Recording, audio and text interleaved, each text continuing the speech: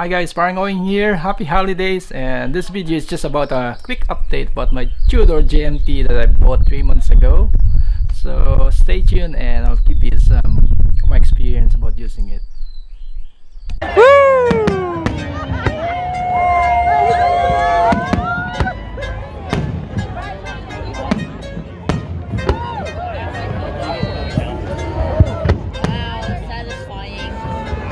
Is it cool, Simon? Yeah, so cool.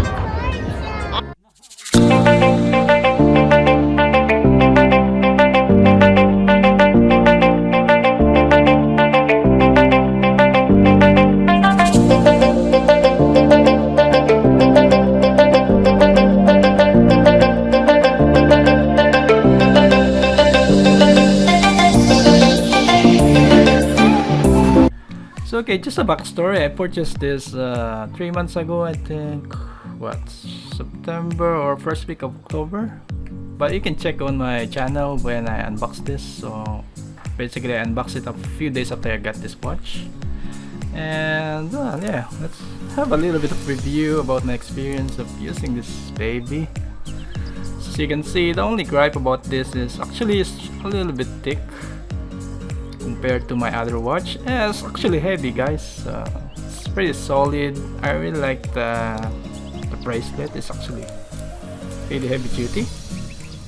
The only thing is that it got some of this, these rivets that some people may find they don't like it, but for me it's just really alright actually. And the clasp for me is really good, so it's really easy to close and open. It's really easy, so just do it like that.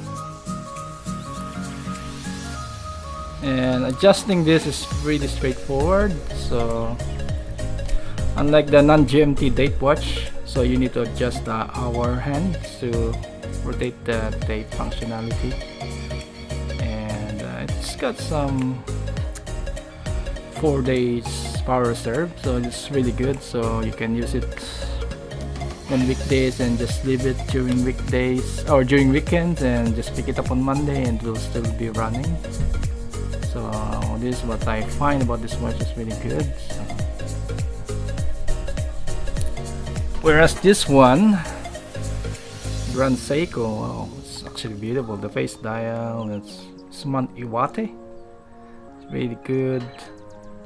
Very good detail about the face dial of this watch is amazing, guys. So I find this watch more usable for me for daily use because it's I think it's 40mm or 39, I forgot. I'll double check that. So but this one's really good. It's not a stick, almost a stick though, but it's not as thick as this one. And this one is 41mm or 42, I'll double check. And this one's 40mm. Yeah, I think it's 40. And you can see it's got a display case back, which is wonderful to look at. And yeah, I just find it more comfortable to use. It's a bit, obviously it's lighter than this one. It's actually heavy. It's like carrying a pile of metal on your wrist when you actually wear this. What I like about this is obviously it's got rotating bezel, which you can reference time zones. Unlike this one, it doesn't have it. So it's got the GMT hand, hour hand, you can see, but it doesn't have a rotating bezel. So you can only reference to one time zone or 2 time zone. And this one you can reference on 3 time zone because of the rotating bezel. And you can easily adjust it. If you just want to track another time zone, you can easily match it on the bezel hours. So which really easy, unlike this one you need to adjust it on the time hacking. Yeah, so far so good. I'm actually enjoying this watch.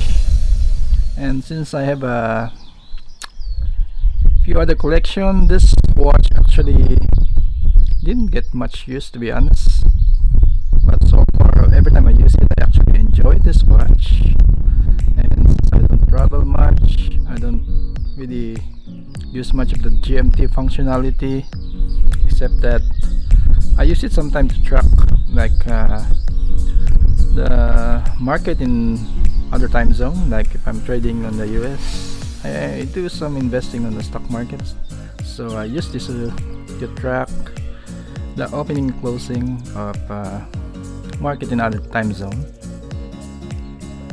Yeah, so I just confirmed that this one has a 3-day power reserve and actually a 41mm case size.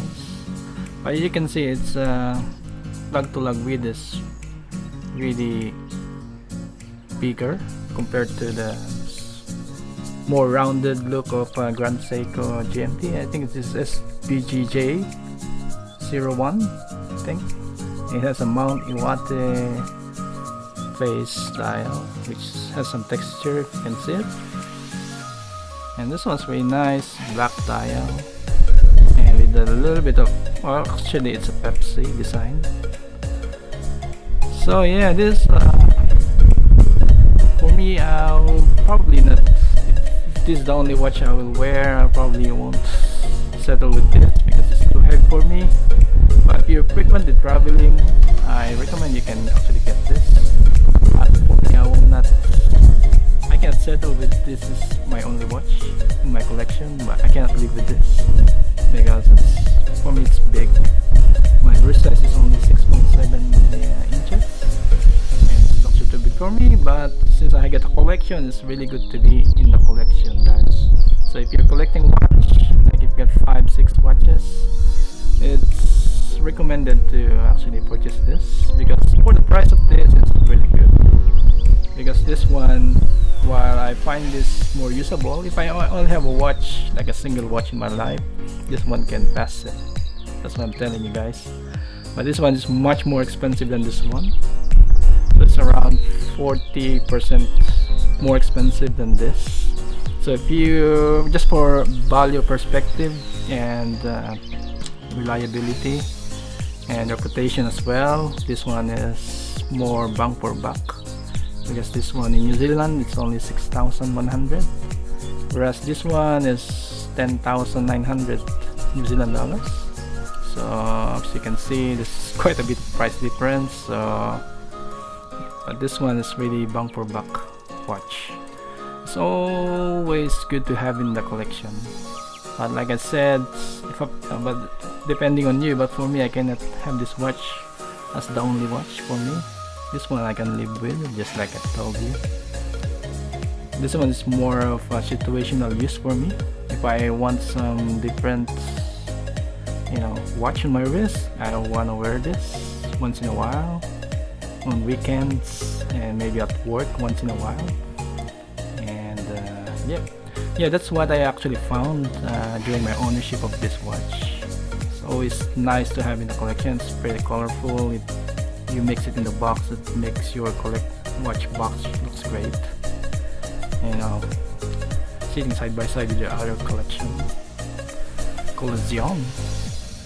So guys, so if you're looking at buying this, I recommend this. If you have a collection that you want to include this, but if you were looking for only watch, for me, I cannot have this as my only watch, like I said. Okay, so guys, so if you're gonna pick one, which one will you pick? The Grand Seiko GMT or the Tudor Pepsi GMT? So have a quick look.